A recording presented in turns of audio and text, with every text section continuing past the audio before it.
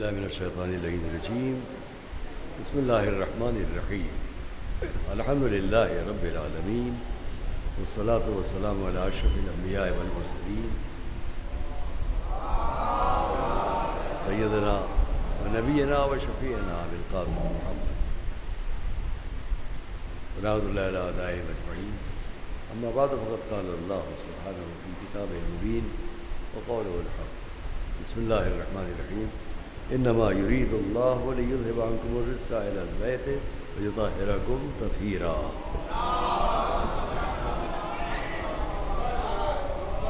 بسم اللہ، آپ کی خدمت۔ حضرات، ہم بہت زمانوں سے آپ کے سامنے اس جشن میں حاضر ہوتے رہے، شاید ایک آدھ سال نہیں آ پائے، ممکن ہے شاید گزشتہ سال یا،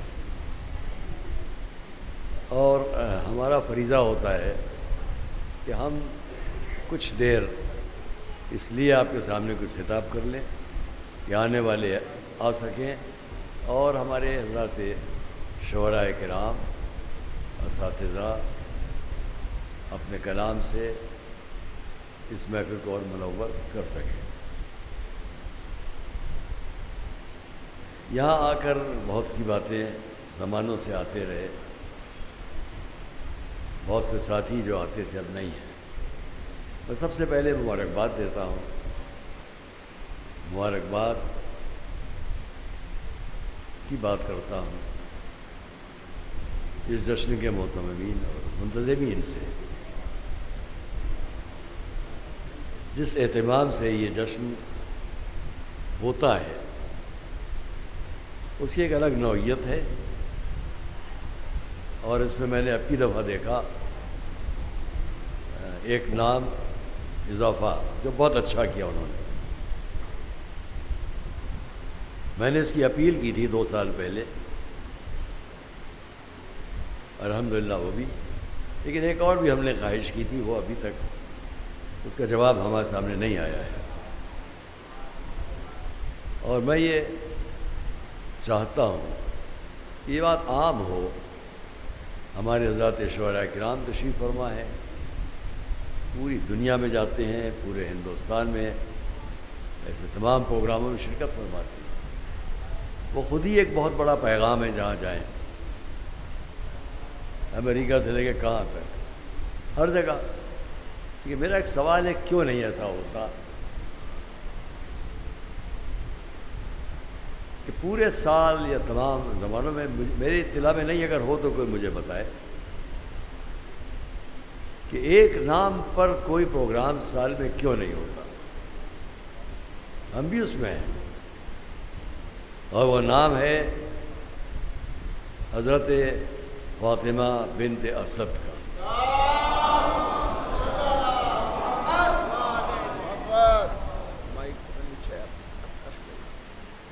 حضرت فاطمہ بنت اسد کے نام سے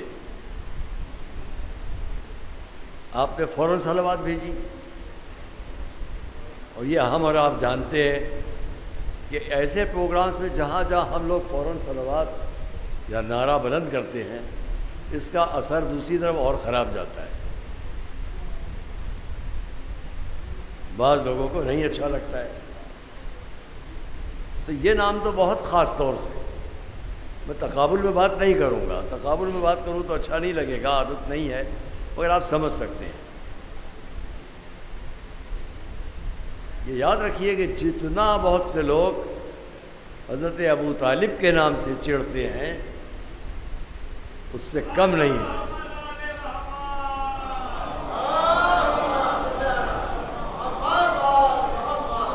اس سے کم حضرت فاطمہ بنت اسد کے نام سے۔ ہمیں اور آپ کو شدت سے اس نام پر پروگرام کرنا چاہیے، جشن کرنا چاہیے۔ میں نے یہاں 2 سال پہلے بھی کہا تھا، لیکن شاید ابھی تک حضرت فاطمہ بنت اسد پر اگر ہم اس پروگرام میں تقریر کریں تو بہت دیر لگے گی، لیکن ہم اسے چھوڑتے ہیں۔ ہاں، چند لفظیں اگر کہنا چاہیں تو اتنی کہہ لیں، تمام عالم اسلام جو بہت عقیدت کے ساتھ میلاد النبی کے پروگرام کرتا ہے، جشن میلاد النبی جگہ جگہ ہوتا ہے کہ نہیں، بہت اہتمام، بہت زور و شور، اس میں پھر بہت سے واقعات بھی بیان ہوتے ہیں۔ تو میں مانتا ہوں کہ جب حضور ایک بڑھیا کی عیادت کو گئے تھے تو اس کے گواہ تو تھے اصحاب، جب بڑھیا کی عیادت کو گئے تو اس کی گواہی میں آج کے مورخین یہ لکھیں گے اصحاب ساتھ ساتھ تھے جب وہ کوڑا پھینکتی تھی۔ ایک جملہ کہوں گا، جناب مولانا اشفاق صاحب ہمارے صدر جلسہ اور ہمارے بہت سے حضرات علماء کرام تشریف فرما ہیں، بس عقیدتاً ایک جملہ کہوں گا، حضور پر کوڑا پھینکنے والی ایک شخصیت کو تم نے دیکھا، لیکن حضور پر پھول نچھاور کرنے والی شخصیت کو کیوں کرا؟ صلوات محمد علیہ۔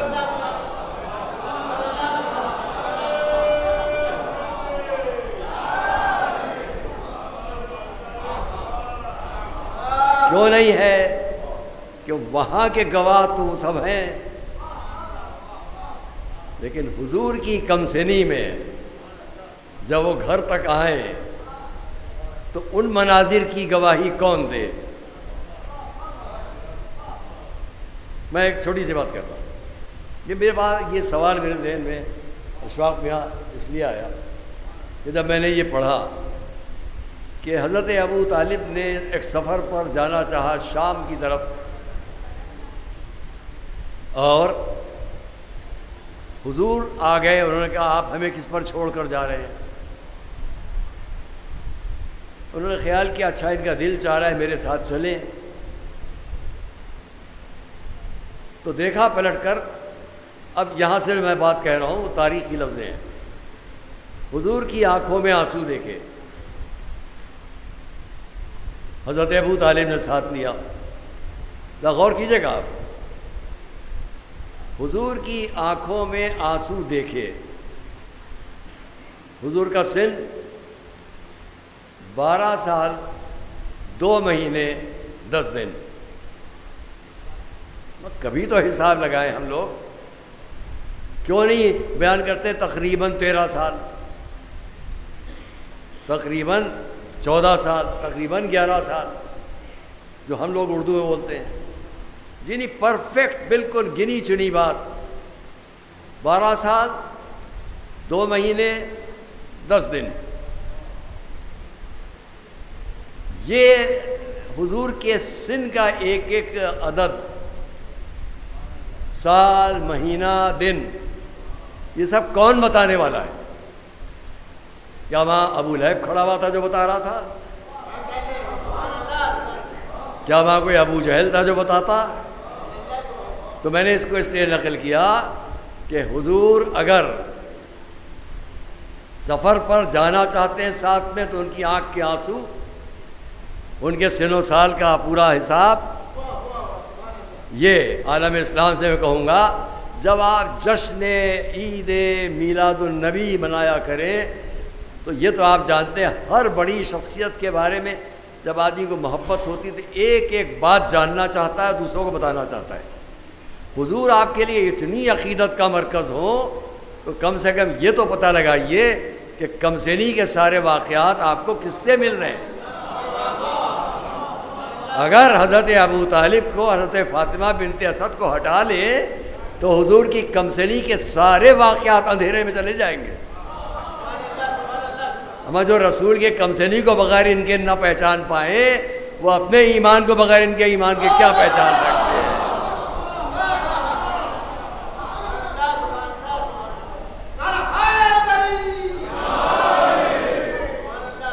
میں نے اس لیے آپ کے سامنے اس بات کو اور مختصر طور پر کہہ لوں، اس بات کو تمام کروں۔ دیکھیے ابھی وہ بچہ تھا بیٹھا، میں نے اس کو بلا لیا، اس کو ساتھ لے کے ہم نے فوٹو کر لیا، بچے کا دل خوش ہو جائے گا۔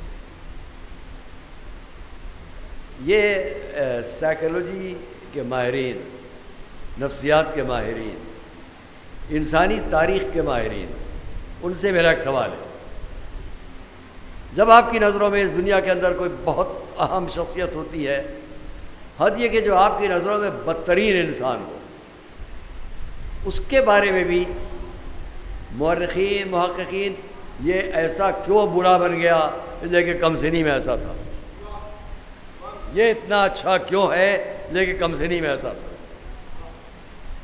اور اگر میں تاریخ کے ان بڑے بڑے ناموں کو گنواؤں کہ جن میں میں ایک چھوٹا سا نام لے لیتا ہوں، البرٹ آئنسٹائن، چلیے میں یہ نام لیتا ہوں، ساری دنیا آج البرٹ آئنسٹائن کے نام سے واقف ہے، اس لیے کہ اس کے بارے میں جملہ ہے کہ وہ خود اپنی اس غلط اولاد سے بڑا پریشان تھا جس کو ایٹم بم کہا جاتا ہے۔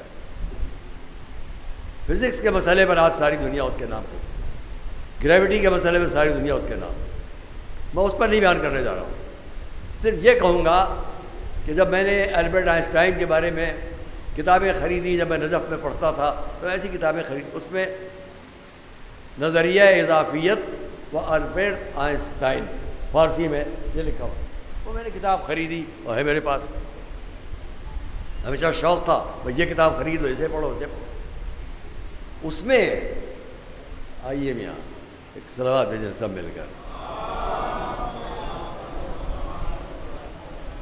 اس میں البرٹ آئنسٹائن کے بارے میں یہ ملے گا آپ کو کہ بالکل کم سنی میں، جب وہ 4 سال یا 5 سال کا تھا، میں مثالاً کہہ رہا ہوں، 4 سال یا 5 سال کا سن ہے اس کا، اور وہ جیسے اسکول میں جاتا تھا پڑھنے کے لیے، جب استاد کو معلوم ہوا کہ یہ یہودی ہے تو اس کو نکال دیا گیا، ذلیل کر کے نکال دیا گیا، اور اس لیے آئنسٹائن کسی بھی درسگاہ کا پڑھا ہوا نہیں ہے۔ اب میں اس کی تفصیلات میں نہیں جاؤں گا، یہ میں نے اس لیے کہا کہ آج ساری دنیا اگر البرٹ آئنسٹائن نے اپنی یہ تھیوری نہ پیش کی ہوتی، جس پر میں بیان کروں تو سارا بڑا وقت خرچ ہو جائے گا، اگر یہ تھیوری نہ پیش کی ہوتی اور آئنسٹائن کا نام آج اتنا بڑا نہ ہوتا، تو کون جانتا کہ آئنسٹائن کا بچپنا کیا تھا؟ کم سنی میں 5 سال کے سن کی باتیں اس کے سلسلے میں لکھی جا رہی ہیں کہ اسکول میں اس کو اتنا ذلیل ہونا پڑا، اور یہ ساری باتیں آپ اس کے 5 سال کے سن کی باتیں کیوں جانتے ہیں؟ اس لیے کہ جب اس کا نام بڑا ہوا تو ہر ایک کو فکر ہوئی اس کی ساری زندگی کے بارے میں جانو، اور اب لکھا گیا وہ کم سنی میں بھی ایسا تھا اور ویسا تھا۔ دوستو عزیزو، جب کوئی دنیا میں بڑا نام ہو جاتا ہے تو لوگ اس کی کم سنی کے واقعات کو بھی بڑے اہتمام کے ساتھ حاصل کر کے پیش کرتے ہیں، اور یہ دلیل لاتے ہیں کہ یہ بڑا ہی انٹیلیجنٹ تھا۔ عربی میں ہم اس کو جب بھی بات کریں گے تو بہت زیادہ ذہانت والا، بہت ہی ذہین، بہت سمجھدار۔ آپ خیال کیجئے کہ ہر دنیا کے بڑے مشہور انسان کے بارے میں کم سنی سے سارے واقعات نقل کیے جاتے ہیں تاکہ بتایا جا سکے یہ کم سنی میں بھی کیسا تھا۔ میں یہاں سے آج اس محفل کے بارے میں آپ سے بات کر لوں اور بات کو تمام کروں۔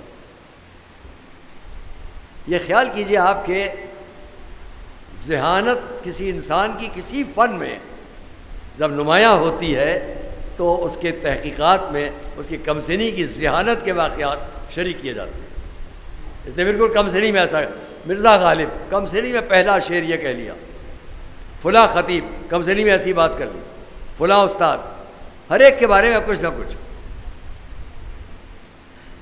ذرا دوستو عزیزو غور کرو کہ جب ساری دنیا میں کسی کا نام بہت بڑا ہو جائے تو کم سنی کے واقعات بھی اس کے تلاش کر کے اس کی انٹیلیجنشا کو، اس کی ذہانت کو نمایاں کیا جاتا ہے کہ کم سنی میں بھی اتنا ذہین تھا۔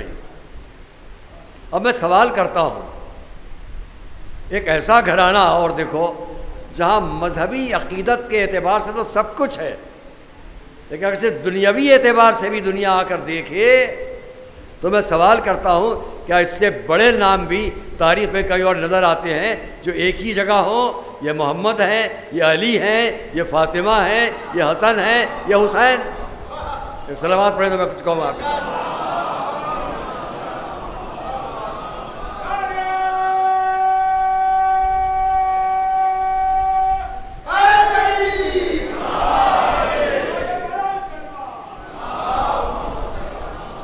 بہت دیر اس پر ہم بات کرتے ہیں، لیکن اب باقی حضرات کے لیے وقت چھوڑتے میں ایک جملہ کہہ کے بات کو تمام کروں گا۔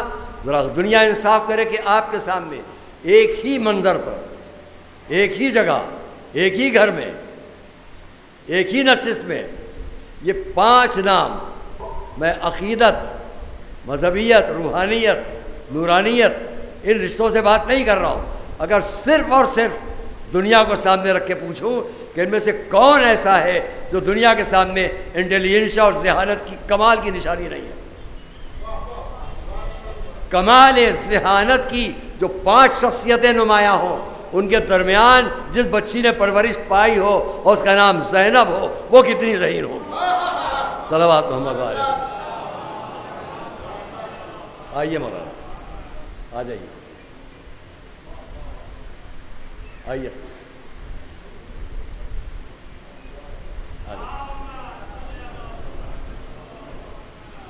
ایک صلوات بھیجیں آپ۔ آئیے آئیے آئیے،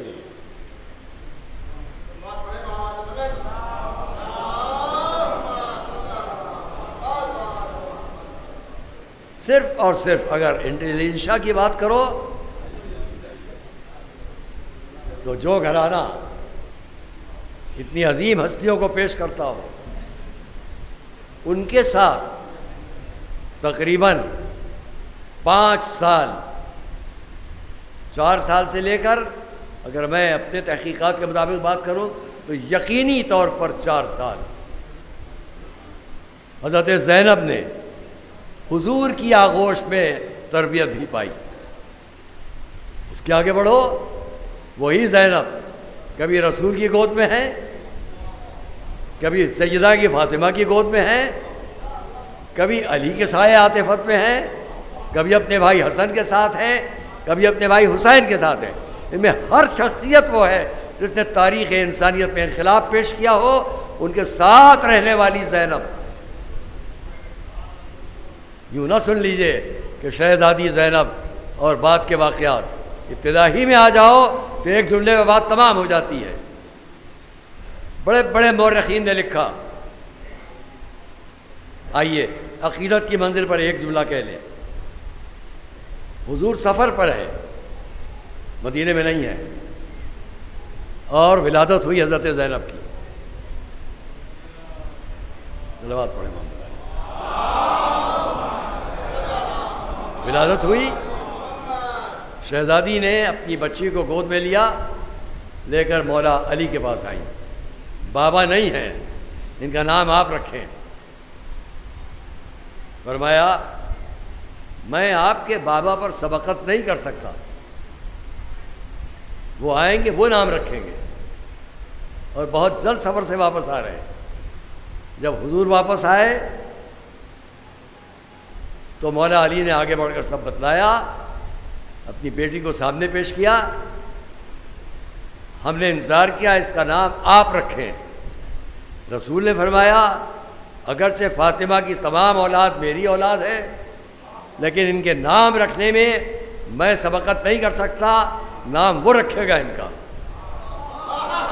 توجہ کی آپ نے؟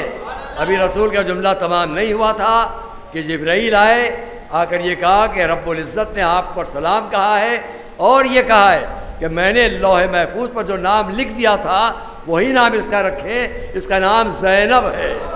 صلوات محمد وآل محمد۔ عزیزان اکرام، یہ ہے عقیدت کی زندگی اور روحانیت اور نورانیت کی زندگی، اور انٹیلیجنس اور ذہانت کی زندگی یہ ہے۔ میں جملے پر تمام کر دوں بات کو ایک لفظ پر۔ کہ جو ان عظیم ہستیوں کے درمیان پرورش پا رہی ہو.